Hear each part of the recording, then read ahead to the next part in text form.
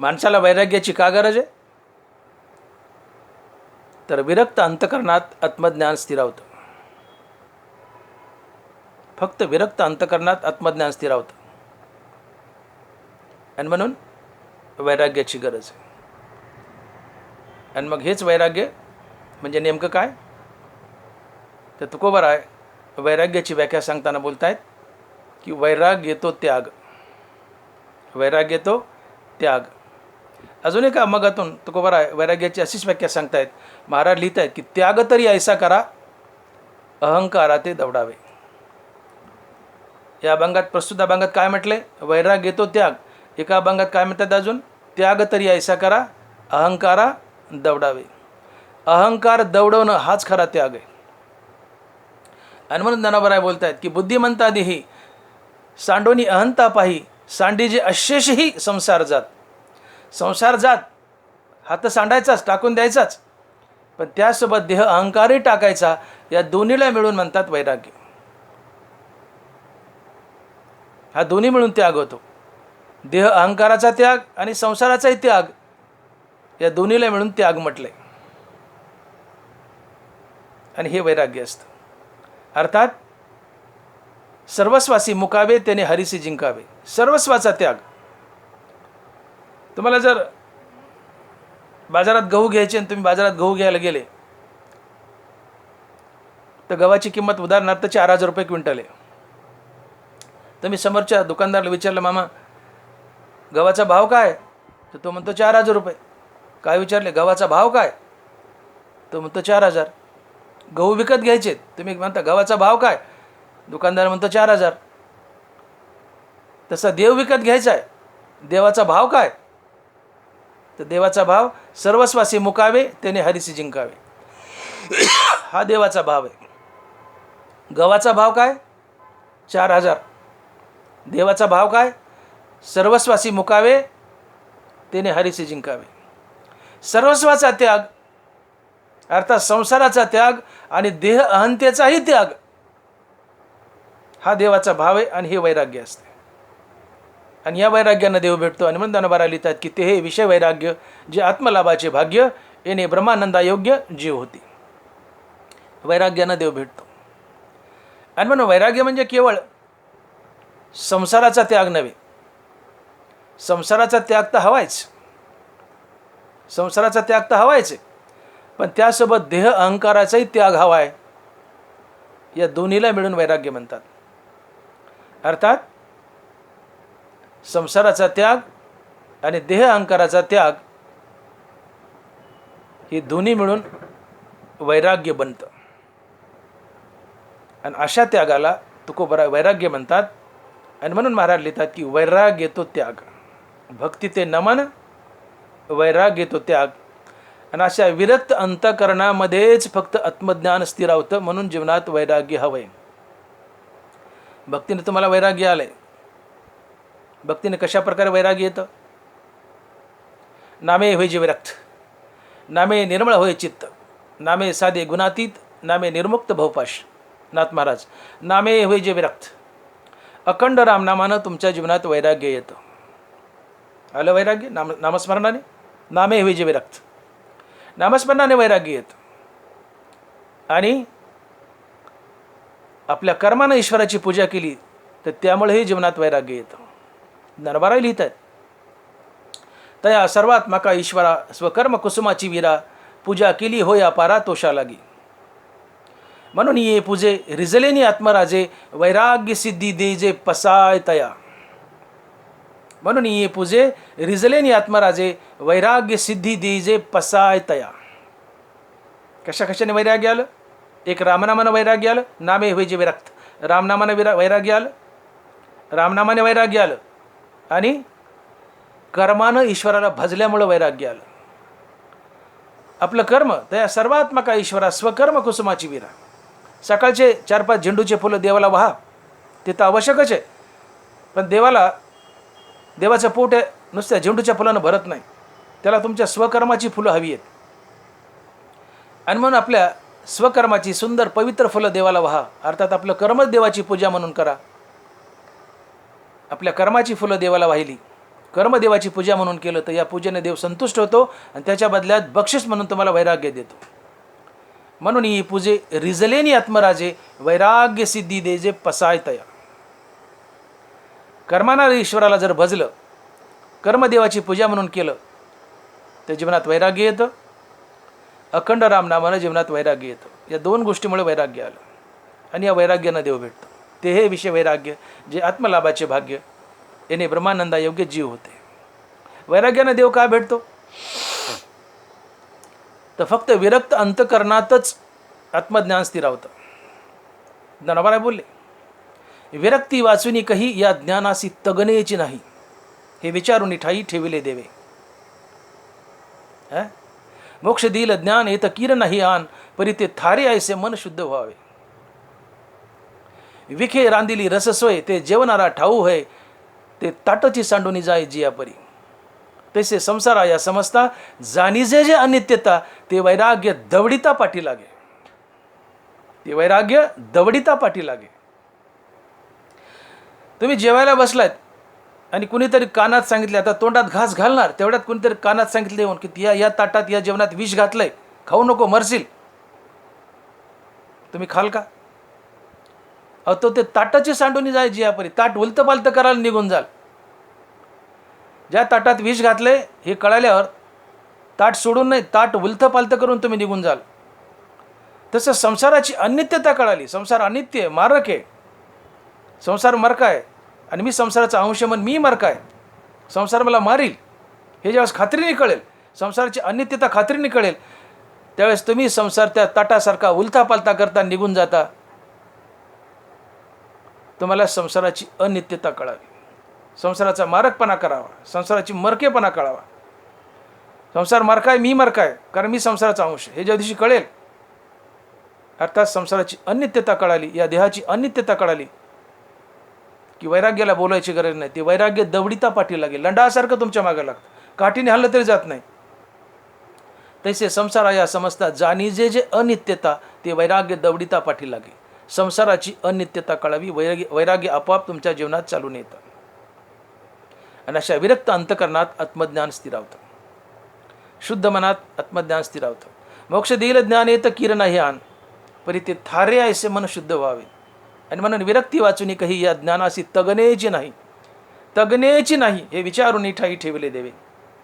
अर्थात आत्मज्ञान फक्त शुद्ध मनात, अर्थात विरक्त मनात स्थिरावतं. शुद्ध मन म्हणजेच विरक्त मन, आणि शुद्ध मन विरक्त मन म्हणजे ज्या मनाला अहंकार सोडून गेला आहे ते विरक्त मन असतं. अहंकार गेला म्हणजे बाकीचे विकार गेले. का सगळे विकार हे अहंकाराच्या पोटी जन्म घेतात. अहंकार या सर्व विकारांचा आजोबा आहे. अहंकार तनुसी वालभ पडले, आता तिकडे जायला नको, विषांतर होईल.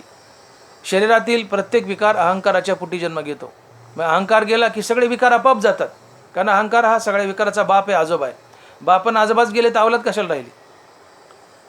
आणि म्हणून अहंकार गेला की विकार जातात, आणि अहंकार जाणं ही मनाची शुद्धी असते, आणि हीच विरक्ती असते. सर्वस्वाचा त्याग अधिक अहंकाराचा त्याग हा त्याग आहे, आणि हीच विरक्ती आहे. आणि म्हणून ज्या अंतकरणाला अहंकार सोडून गेलाय,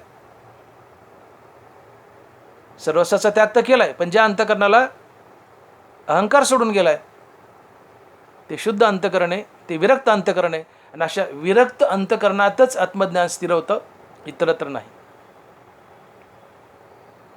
आणि म्हणून भक्तीतून, भक्ती ते नमन, भक्तीतून तुम्हाला वैराग्याची प्राप्ती होते. भक्ती ही आई आहे.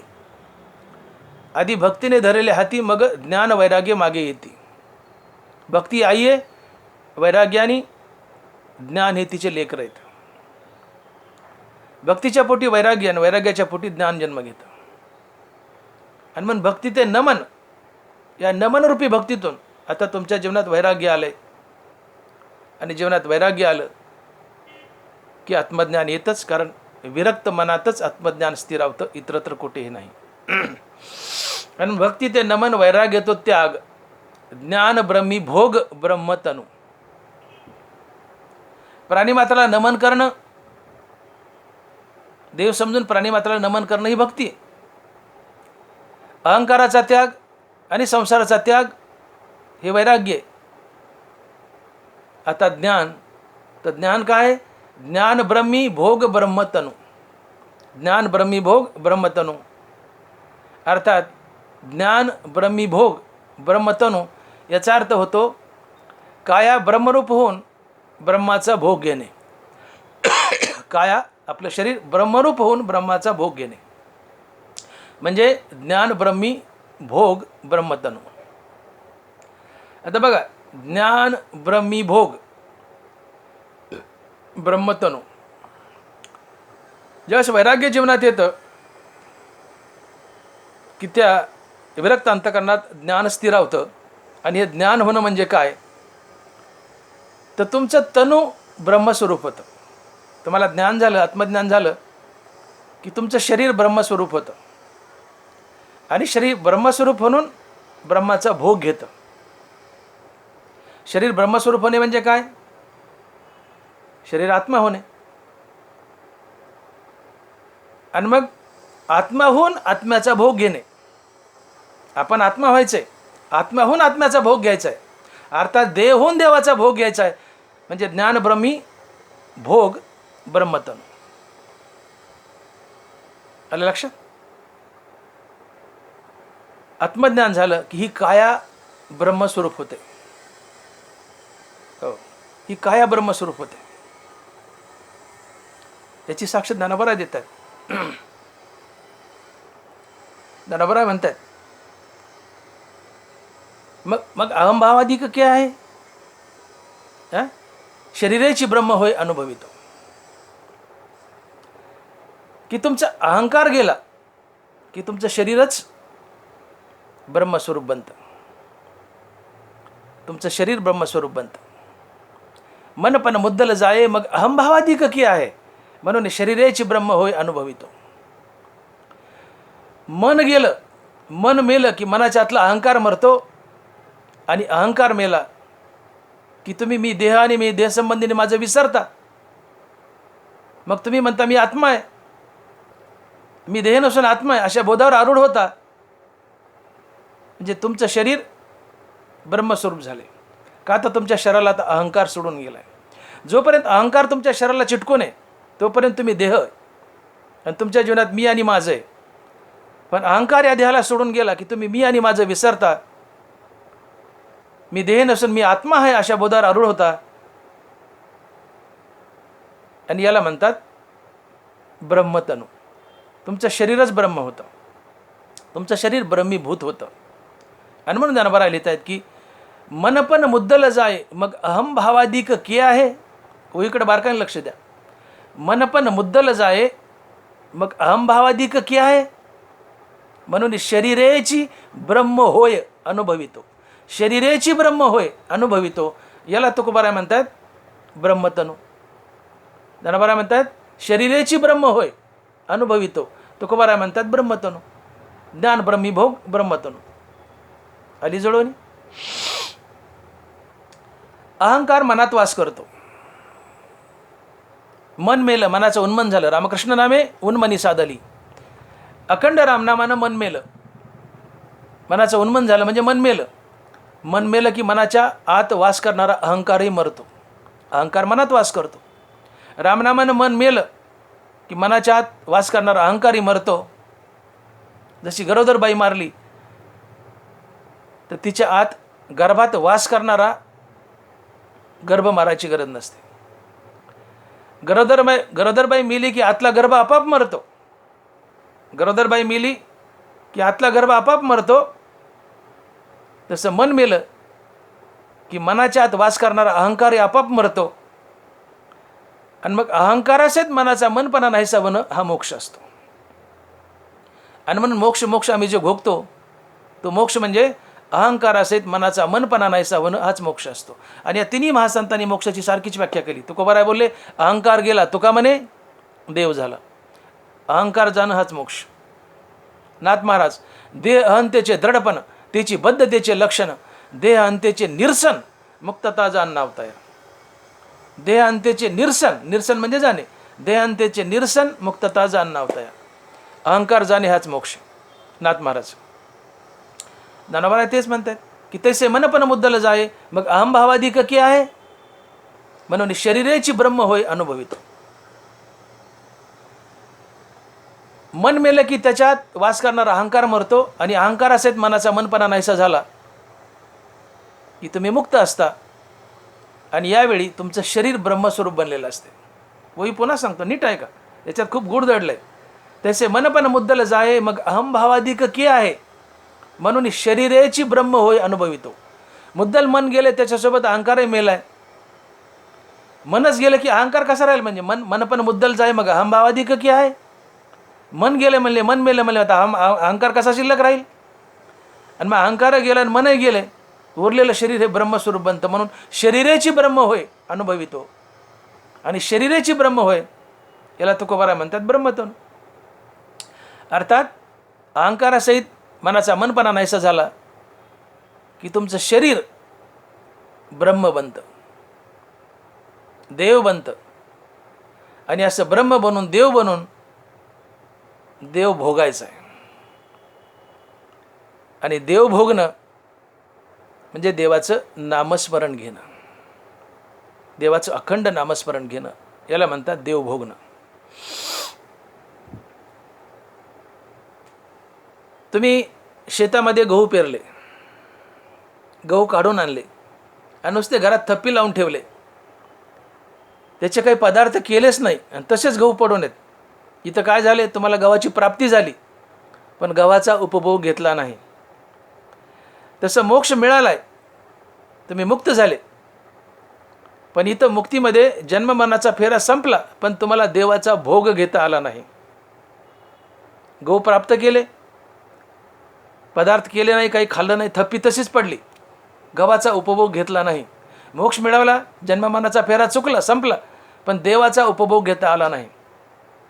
पण याच गव्हाचे नाना प्रकारचे पदार्थ बनवले, एक गहू आणि पदार्थ बहु, या गव्हाचे नाना पदार्थ बनवले आणि खाल्ले. काय केलं, गहू प्राप्तही केले आणि गव्हाचा उपभोगही घेतला. तसं मोक्ष मिळवला, देव प्राप्त केला आणि प्राप्त करून तुम्ही मुक्तीवर भजनयुक्त बनले म्हणजे देव भोगलाय. आणि संत देव भोगतात, मुक्त माणसाला देव भोगता येत नाही.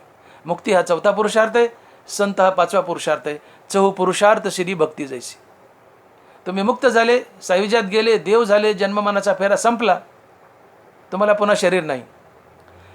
पण मुक्तीवर भजनयुक्त झाले, मोक्षाचा स्वीकार करायचा आणि धिक्कार करायचा. मोक्ष सुख हनुला आता, मोक्षपद तुच्छ केले या कारणे आम्हा जन्म घेणे योगायोगी. मोक्ष मिळवायचा पण त्याचा धिक्कार करायचा, आणि मोक्षपद मिळवूनही त्याचा धिक्कार करून 5वं पद स्वीकारायचं की जे संत पद आहे, 4 पुरुषार्थ श्री भक्ती जैसी. अर्थात मुक्ती मिळून तिचा त्याग करायचा आणि मुक्तीवर भजनयुक्त बनायचं. 5वा पुरुषार्थ स्वीकारायचा, भक्ती स्वीकारायची, संतपद स्वीकारायचं. आणि संत आणि देव एकच असतात. देवते संत, देवते संत, निमित्त त्या प्रतिमा. संत होणं म्हणजे देव होणं, आणि मग देव होऊन देवाच्या नावाचा आनंद लुटायचा, देवाच्या नावाचा भोग घ्यायचा. याला म्हणतात ज्ञान ब्रह्मी भोग ब्रह्मतनु. ज्ञान ब्रह्मी भोग ब्रह्मतनु. गहू प्राप्तही करायचे, त्याचे पदार्थ करायचे आणि खायचे. गहू प्राप्त केले आणि भोगले. देव प्राप्त करायचा म्हणजे मुक्त व्हायचं, देव प्राप्त करायचा आणि पुन्हा मुक्तीवर भजनयुक्त व्हायचं म्हणजे देव प्राप्तही केला आणि भोगलाही. गहू प्राप्त केले, त्याचे पदार्थ करून खाल्ले म्हणजे गहू प्राप्त केला, गहू भोगला. देव प्राप्त केला आणि आम्ही मुक्तीवर भजनयुक्त झालो म्हणजे देव प्राप्तही केला आणि देव भोगलाही. याला म्हणायचं ज्ञान ब्रह्मी भोग ब्रह्मतनु. आणि हा भोग आम्ही देव होऊन देव भोगलाय, देव होऊन देव भोगलाय. कारण आमचा अहंकार गेलाय, आम्हाला आत्मज्ञान झाले, आमचा अहंकार गेलाय, म्हणून आमचं शरीर देव बनलंय, ब्रह्म बनलंय. आणि मग ब्रह्म होऊन ब्रह्माचा भोग किंवा देव होऊन देवाचा भोग, याला म्हणायचं ज्ञान ब्रह्मी भोग ब्रह्मतनु.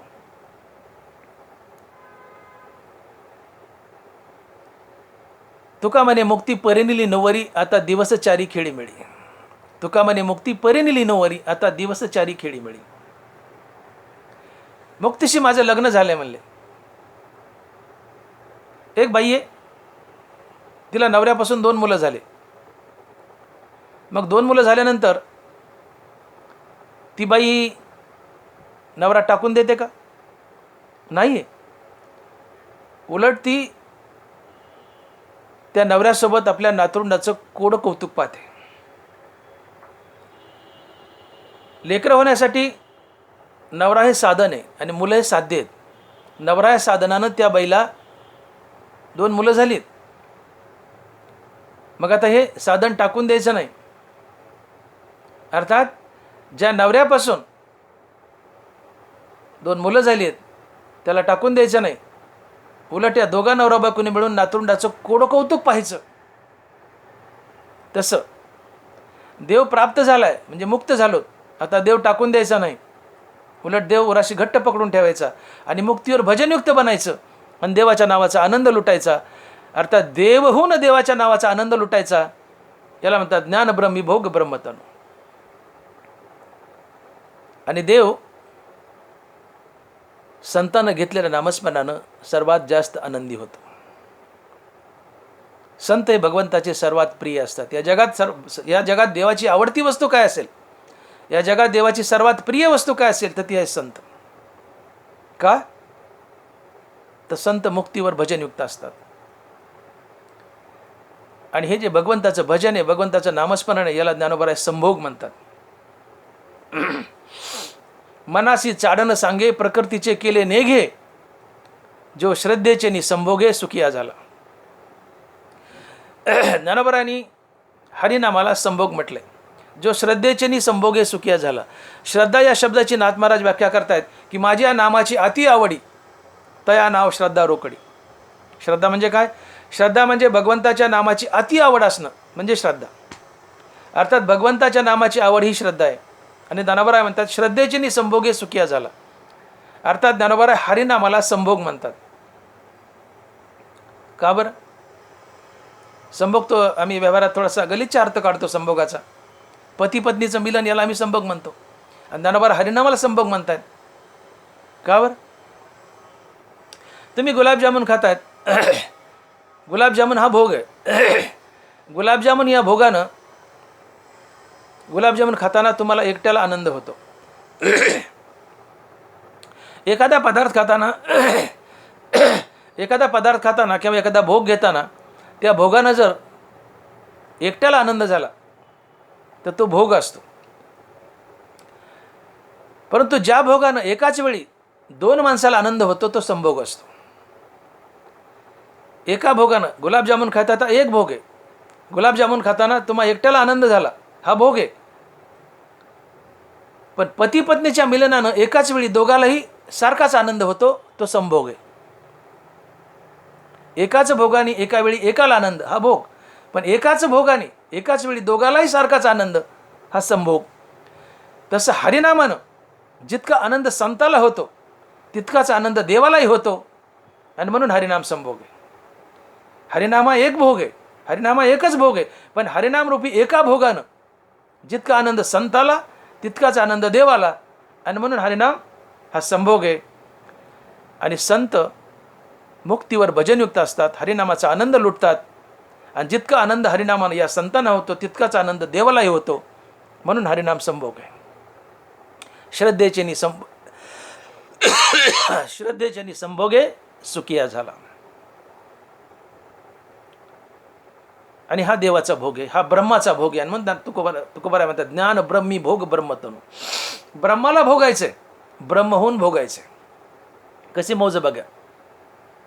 तुम्हाला ब्रह्म बनायचं, हे शरीर ब्रह्म करायचंय, तुम्हाला ब्रह्म बनायचं आणि ब्रह्म होऊन ब्रह्माचा भोग घ्यायचा आहे.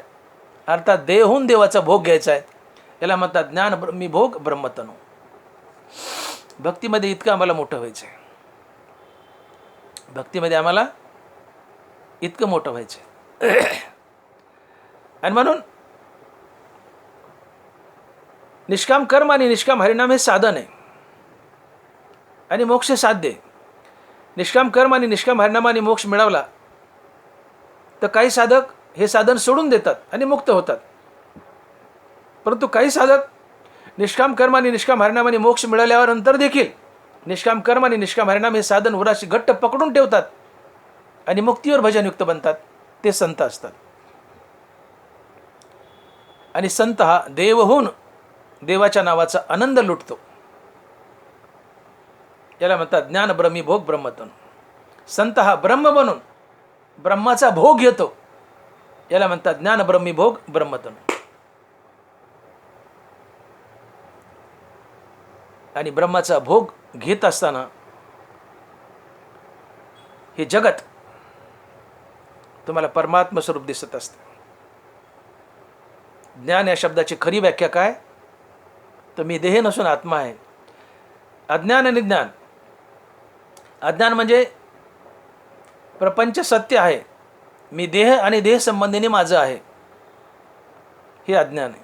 प्रपंच सत्य आहे, मी देह आहे, देह संबंधीने माझं आहे, हे अज्ञान आहे. पण प्रपंच मिथ्या आहे आणि मी देह नसून आत्मा आहे अशा बोधावर आरूढ होणं हे ज्ञान असते, हे आत्मज्ञान असते. मग मी देह नसून आत्मा आहे याचा अर्थ आत्म्याच्या रूपानं सर्व विश्व मीच व्यापले. आत्मा विश्वव्यापी आहे. मग मी देह नसून आत्मा आहे याचा अर्थ मी आत्मा आहे आणि आत्मा तर विश्वव्यापी आहे, याचा अर्थ आत्म्याच्या रूपानं मीच विश्व व्यापले. आणि म्हणून सगळ्या जगात मीच नटलोय. सगळ्या जगात मीच नटलोय. जगातील दगड धोंडा सगळं मी बनलोय. किंबहुना चराचर आपणची झाला. याला म्हणायचं आत्मज्ञान किंवा याला म्हणायचं ज्ञान. हे विश्वची माझे घर ऐशी मती जयाची स्थिर. किंबहुना चराचर आपणची झाला. चराचर आपणची झाला. प्रपंच मिथ्या आहे, मी देह नसून आत्मा आहे. आत्मा विश्वव्यापी आहे. मग मी आत्मा आहे आणि आत्मा विश्वव्यापी आहे याचा अर्थ आता मीच विश्व व्यापले. या जगातील चराचर मी बनलोय. किंबहुना चराचर आपणची झाला. हे ज्ञान असते. आणि असं ज्ञान झालं की तुमचा अहंकार गेला असतो. तुमचं शरीर ब्रह्मस्वरूप बनलं असतंय. आणि असं ब्रह्म बनून ब्रह्माचा भोग घेणं ज्ञान ब्रह्मी भोग ब्रह्मतनु याला म्हटलंय. अर्थात देव होऊन देवाच्या नावाचा आनंद लुटणं म्हणजे ज्ञान ब्रह्मी भोग ब्रह्मतनु. गहू प्राप्तही करायचे आणि त्याचे पदार्थ करून खायचेही, अर्थात गव्हाचा भोगही घ्यायचा. गहू प्राप्त करायचे, गव्हाचा भोगही घ्यायचा. तसा देव प्राप्त करायचा आणि त्याच्या नावाचा आनंद लुटून देवाचा भोगही घ्यायचा म्हणजे ब्रह्माचा भोग, अर्थात ज्ञान ब्रह्मी भोग ब्रह्मतनु. आणि म्हणून इथपर्यंत आम्हाला मजल मारायची. आणि हे ब्रह्मज्ञान झाल्यानंतर तुम्हाला अभय प्राप्त होतं. एक प्रकारे देव होऊन तुम्ही देवाच्या नावाचा आनंद तर लुटतच असता. तो एक आनंद घेताच. ब्रह्म होऊन ब्रह्माचा भोग घेता, अर्थात देव होऊन देवाच्या नावाचा आनंद लुटता. यालाच ज्ञान ब्रह्मी भोग ब्रह्मतनु म्हटले.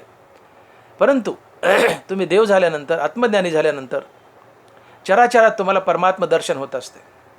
जे जे दृष्टी दिसे ते ते हरिरूप. हे समस्त ही श्री वासुदेव.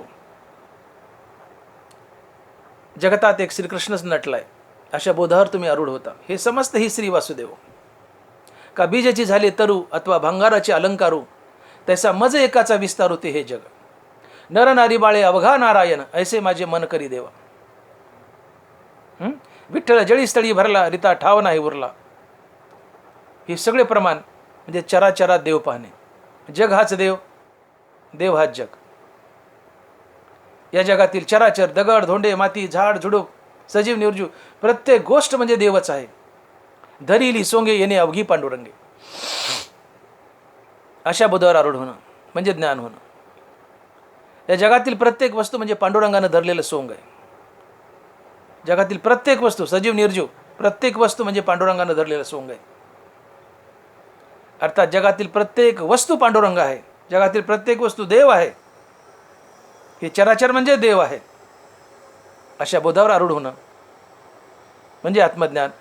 आणि एवढंच नाही, चराचरात देव नटला एवढंच नाही आहे, तर ते चराचर मी आहे. चराचरात देव नटलाय. सर्वत्र परमात्मा दर्शन तर घडतेच. अद्वैतात गेलाय. चराचरात देव दिसतोय. एवढंच नाही तर चराचर मी बनलोय, मी बनलोय हे खरं आत्मज्ञान असतं.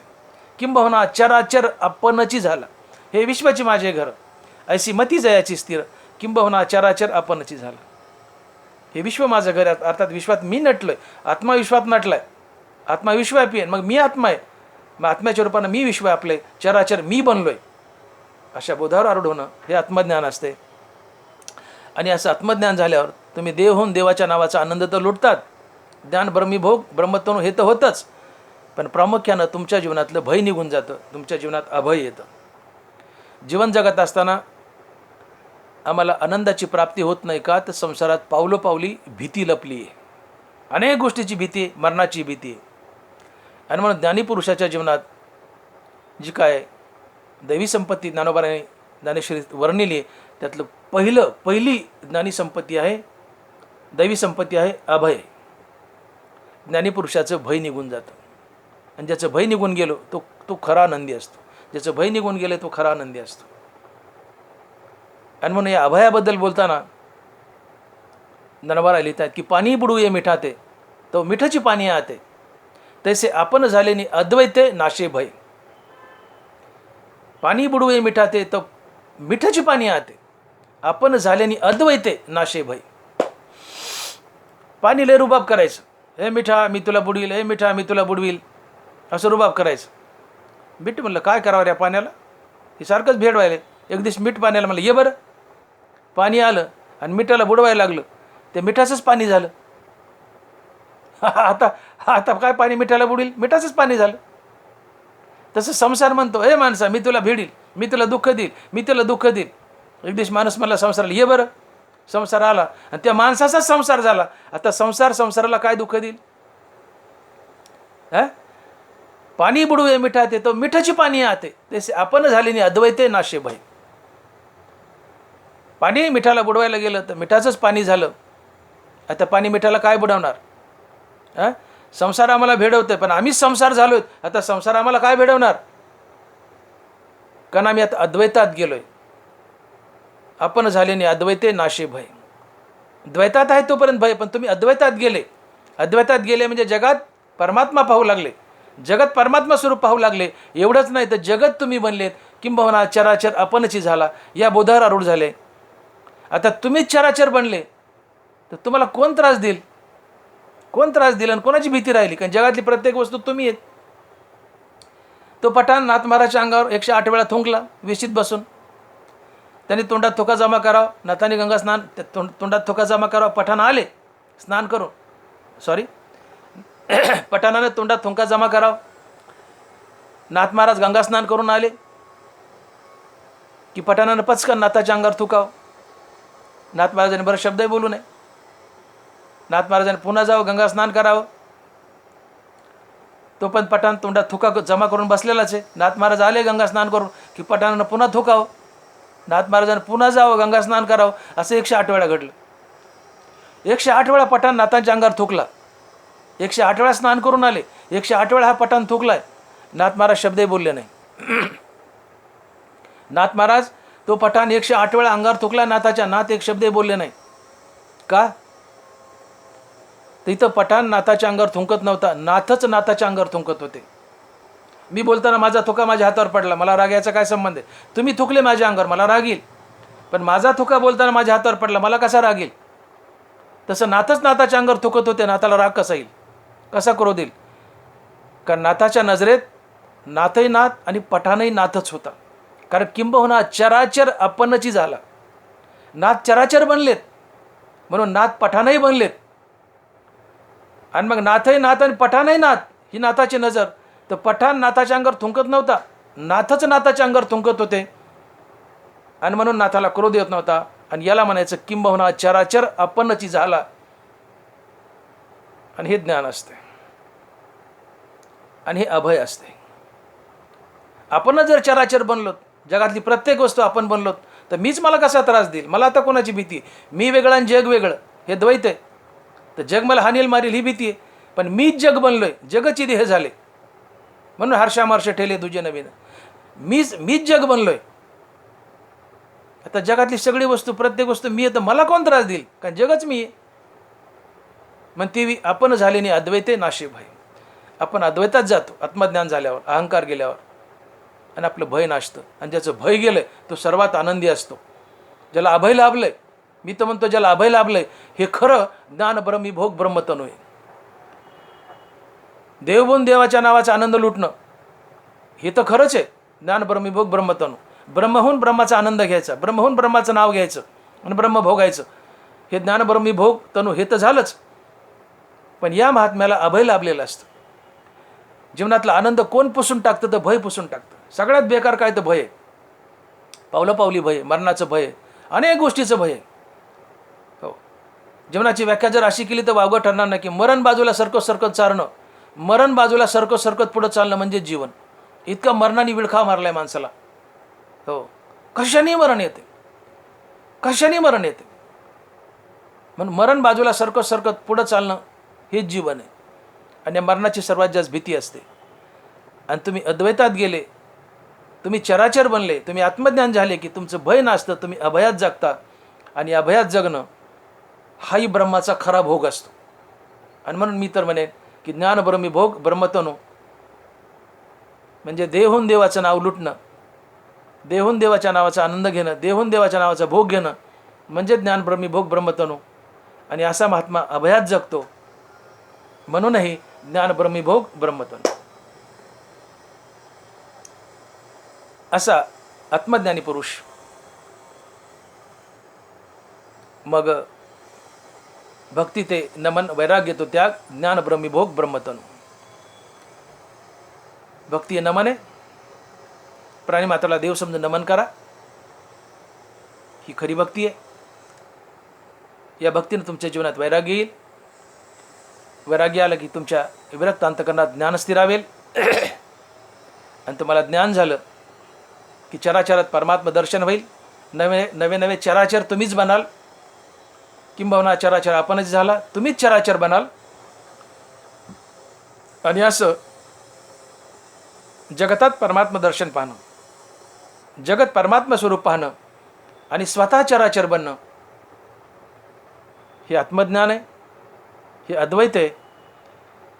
आणि हे आत्मज्ञान तुम्हाला तेव्हाच प्राप्त होतं की ज्यावेळेस तुम्हाला तुमच्या देहाचा विसर पडतो, देहाचा निराश होतो. हे तुकोबाराय अभंगाच्या दुसऱ्या चरणात सांगतात. आणि महाराज लिहितात की देहाच्या निराशे पाविजे या ठाया, माझी ऐशी काया जवण होय. देहाच्या निराशे पाविजे या ठाया, माझी ऐशी काया जवण होय. तुम्हाला आत्मज्ञान झालंय, जगतात परमात्मा दर्शन घडतंय. हे कधी सफल होईल? ज्यावेळेस तुम्हाला तुमच्या देहाचा विसर पडला. आणि देहाचा विसर कधी पडतो? ज्यावेळेस तुमचं मन मरतं. तुमचं मन मनोरूपात जर शिल्लक असेल, मन जिवंत आहे, मन मनोरूपात शिल्लक आहे, तर तुम्ही म्हणता मी देह आहे.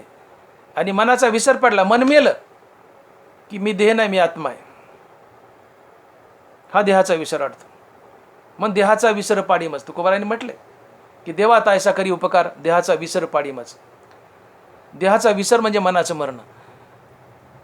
मन मनोरूपात आहे, तुम्हाला देहाचा आठव होतो. रामकृष्ण नामाने मन मेलं की देहाचा विसर पडतो. आणि मन मेलं म्हणजे अहंकार जातो, कारण अहंकार मनात वास करतो. पण अहंकारासहित मन मेलं की देहाचा विसर पडतो. आणि अहंकाराने मन जिवंत असेल तर देहाचा आठव होतो. आणि मग जोपर्यंत मन आणि अहंकार जिवंत आहे तोपर्यंत तुम्ही स्वतःला मी देह, देह संबंधीने माझं म्हणणारच. अहंकार आहे म्हणून तो तुम्ही म्हणता मी देह, मी मी मी माझं माझं. जगत सत्य आहे. अहंकार आहे, मन आहे म्हणजे अहंकार आहे, आणि अहंकार आहे म्हणून मी आणि माझं आहे. पण अखंड रामनामानं अहंकार मेला आणि मनही मेलंय. अहंकार गेला की मी देह आणि मी देह संबंधीने माझं हे विसरतं. आणि मी देह नसून मी आत्मा आहे या बोधावर मनुष्य आरूढ होतो. आणि हे आत्मज्ञान असतं. जोपर्यंत अहंकार आहे, मन आहे, तोपर्यंत मी देह आणि देह संबंधीने माझं. पण रामनामाने अहंकार मारलाय, मन मेलंय की आता मी देह नाही, मी देह नसून आत्मा आहे या बोधावर मनुष्य आरूढ होतो. आणि मी आत्मा आहे म्हटलं की त्याला देहाचा विसर पडतोच. तो आत्मा आहे, आता तो देह कुठं राहिला? अहंकार आहे तोपर्यंत तो देह आहे. अहंकार गेला की हा देह ब्रह्म बनतो. विश्वव्यापी बनतो, चराचर बनतो. इथं देहाचा विसर पडतो. आणि म्हणून देहाचा विसर पडला तरच तुम्ही आत्मज्ञानी असता, अद्वैतात असता, जगतात देव पाहता, नव्हे तुम्ही चराचर बनता. मग अहंकार आहे तोपर्यंत तुम्ही देहरूपात, अहंकार गेला की तुम्ही ब्रह्मरूपात. शरीर बनलं काय ब्रह्म, आणि ब्रह्म बनून ब्रह्माचा भोग घेत आहे. आणि म्हणून ज्ञान ब्रह्मी भोग ब्रह्मतनो या अवस्थेवर आरूढ होण्यासाठी तुमचा अहंकार जावा लागतो. अहंकार गेला की देहाचा विसर पडतो. देहाचा विसर पडला, तुम्हाला आत्मज्ञान झालं, देहाचा विसर पडला की तुमचं शरीर ब्रह्म बनतं. आणि ब्रह्म होऊन तुम्ही ब्रह्माचा भोग घेता. अर्थात काया ब्रह्म होऊन ब्रह्माचा भोग घेते.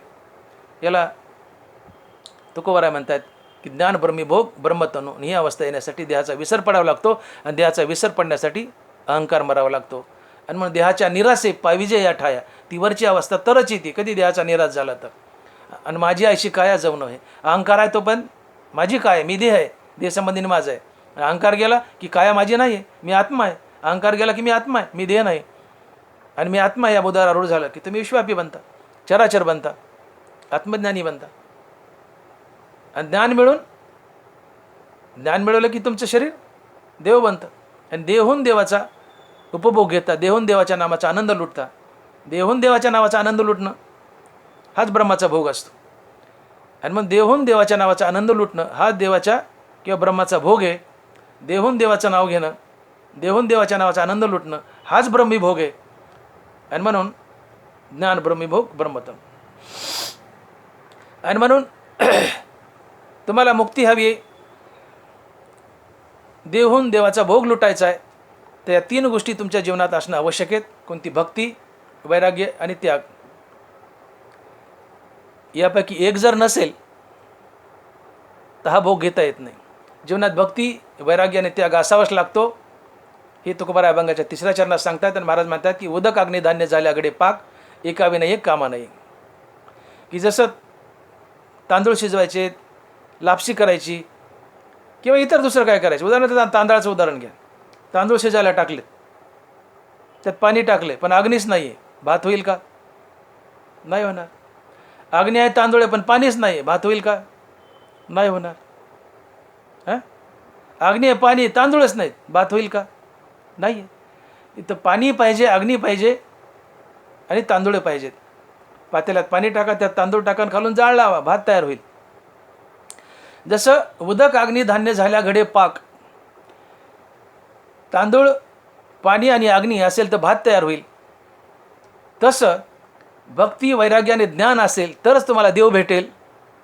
तुम्ही देव बनाल आणि देवहून देवाच्या नावाचा आनंद लुटाल.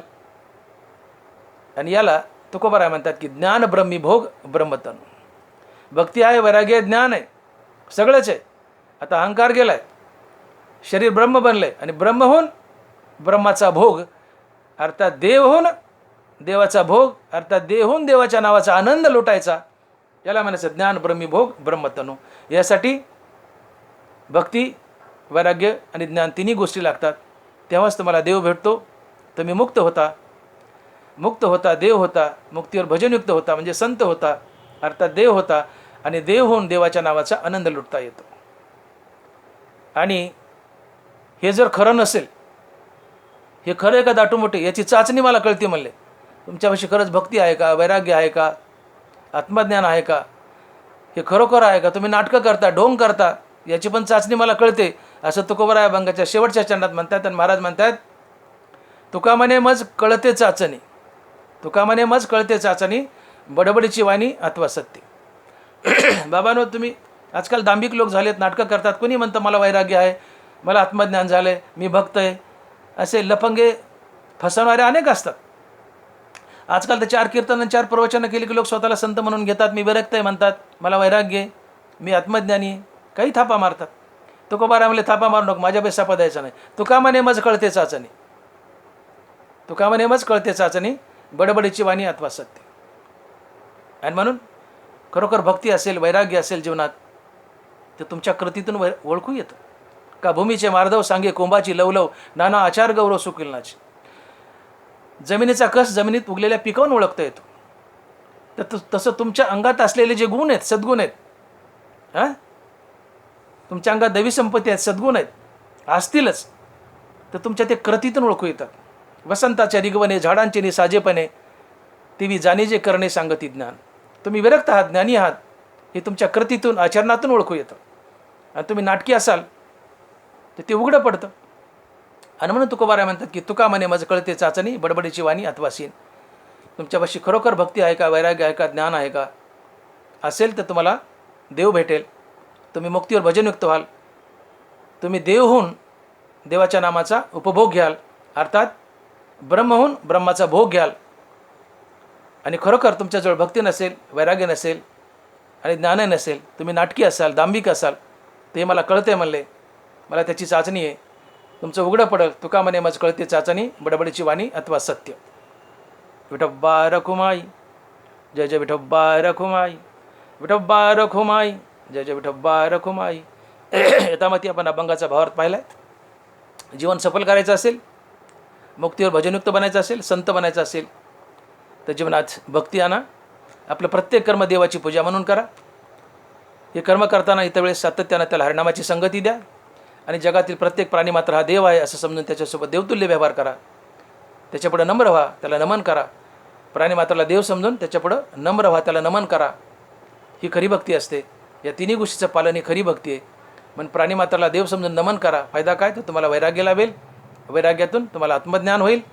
आणि आत्मज्ञान झाल्यानंतर यावेळेस तुमचा अहंकार जाईल, तुम्हाला आत्मज्ञान होईल. आणि अहंकार गेला की तुमचं शरीर ब्रह्मस्वरूप बनेल आणि तुम्ही ब्रह्म होऊन ब्रह्माचा भोग घ्याल, अर्थात देव होऊन देवाच्या नावाचा भोग घ्याल. तुम्ही आनंदी व्हाल, देवालाही आनंदी कराल, जीवन धन्य होईल. आणि म्हणून इथपर्यंत मजल मारण्यासाठी कर्मदेवाची पूजा म्हणून करा, सातत्याने हरिनाम घ्या आणि प्रत्येक प्राणी मात्राला देव समजून त्याच्यापुढं नम्र व्हा, नमन